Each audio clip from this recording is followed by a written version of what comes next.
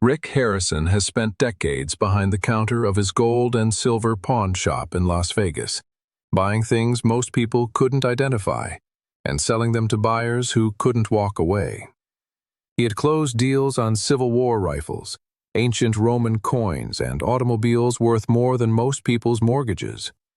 He had a reputation for ruthless negotiation and an almost supernatural ability to know what something was really worth before the expert even opened his mouth.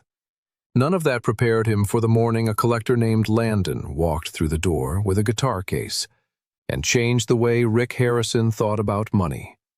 Inside that case sat a 1941 Gibson SJ-200, one of the rarest acoustic guitars ever made, and one that had been owned and played by Stephen Stills of Crosby, Stills, Nash, and Young.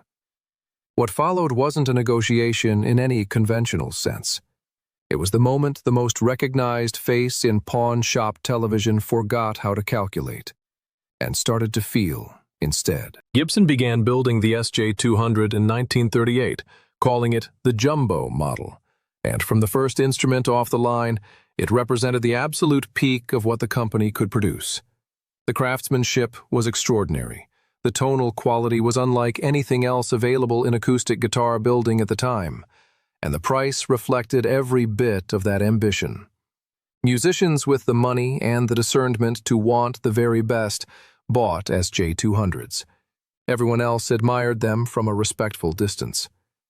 3 years after the model launched, on the morning of December 7, 1941, Japan's attack on the United States naval base at Pearl Harbor pulled America into World War II, and the SJ-200's brief production window slammed shut almost overnight. Gibson, like nearly every American manufacturer, had to redirect its entire operation toward supporting the war effort. Civilian guitar production stopped, and the SJ-200 disappeared from the line. That 3-year window from 1938 to 1941 was everything the guitar ever had, and it translated into only a few dozen instruments ever made, possibly fewer. Guitar expert Jesse Amoroso, brought in to examine what Landon had carried through the door, put it without ceremony. Gibson introduced the model in 1938, went to war, and stopped making them. 8 decades of attrition had reduced the surviving population further, and a 1941 SJ-200 in playable condition had become the kind of instrument serious vintage guitar collectors described as a ghost that haunted every estate sale and every dusty attic. Landon had walked in off the street carrying one. The guitar showed its age without apology. Cracks mapped the body. Old repairs told the story of 8 decades of existence, and none of that diminished anything in the eyes of someone who understood what they were holding. Authenticity always outweighed cosmetic perfection in the world of vintage guitars, and this instrument's authenticity ran deeper than the wood and the strings. Stephen Stills had owned it. Stills was a co-founder of Buffalo Springfield and a co-founder of Crosby, Stills, Nash, and Young, 2 bands that reshaped the direction of rock music so completely that their influence is still audible today. In 1969, Crosby, Stills, Nash, and Young recorded Deja Vu, widely considered one of the most important albums the rock era produced. Stills had been inducted into the Rock and Roll Hall of Fame twice on the same day, first for Buffalo Springfield and then for Crosby, Stills, Nash, and Young, a distinction so rare it confirmed something that went beyond ordinary fame. He hadn't just made great music.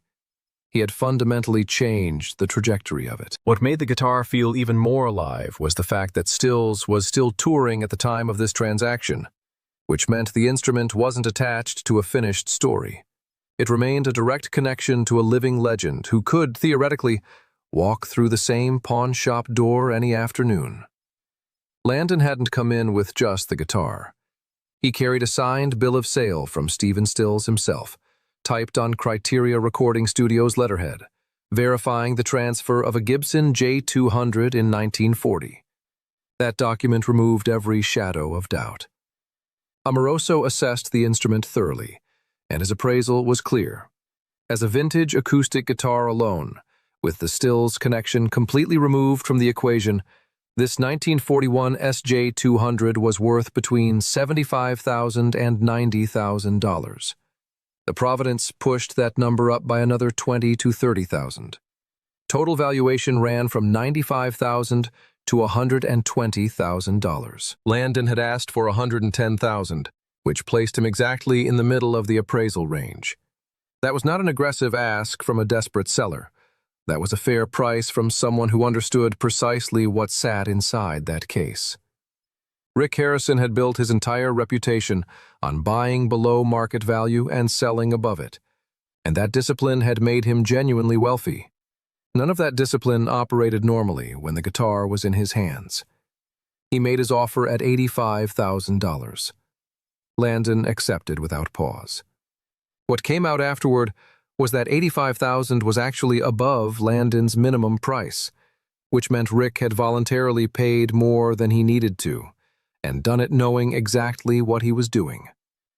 The guitar went home with Rick, and the reason wasn't primarily a calculation about resale margins. That single deal became one of the most discussed transactions in the show's 20-year run on television. The gold and silver pawn shop had produced other purchases that landed with the same kind of force. A man arrived once with over 200 pounds of silver he had purchased on his father's advice 12 years earlier. Silver prices had surged considerably in that time, and when Rick's team drilled into the bars to confirm purity, everything held up cleanly. Rick paid $111,000, one of the largest single cash transactions ever recorded on the show. A 1932 Lincoln Roadster with a 150-horsepower V12 engine arrived next, representing a level of automotive engineering that most cars of the period couldn't approach, and Rick and his father examined it together, recognized the opportunity immediately, and paid $95,000 cash. The seller then used that $95,000 to buy $95,000 worth of gold on the spot, completing a trade that never technically required the money to leave the building in any meaningful direction. A 1961 Gibson SG Les Paul, owned by Mary Ford, the wife and recording partner of Les Paul himself, produced another landmark purchase. Mary and Les had co-written 16 top 10 hits between 1950 and 1954, and reshaped recording in ways still felt across popular music today. Les Paul's solid body guitar design defined the sound that rock built itself on, and this instrument had participated in that creative period directly. The seller came in at $250,000.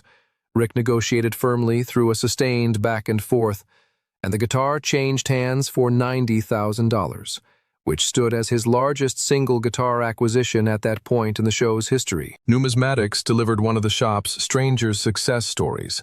When a man walked in with a silver dollar he had won at a poker game, estimating its value at roughly $20,000. The coin turned out to be a 1922 proof high-relief matte finish dollar, one of only an estimated 10 to 12 still known to exist. Expert valuation placed it between $50,000 and $100,000, and Rick paid $80,000. A jet black 1932 custom Ford Roadster with a 500-horsepower engine and only 450 miles on the odometer arrived separately, and custom car builder Danny Coker's reaction when he saw it confirmed the demand Rick had already calculated. Rick paid $68,250. A 2013 limited-run Ford GT Mustang, one of 150 produced through a Hertz and Roger Penske collaboration, arrived representing one of the first 10 examples ever built. NASCAR driver Joey Logano drove it, confirmed the condition, and Rick paid $60,000.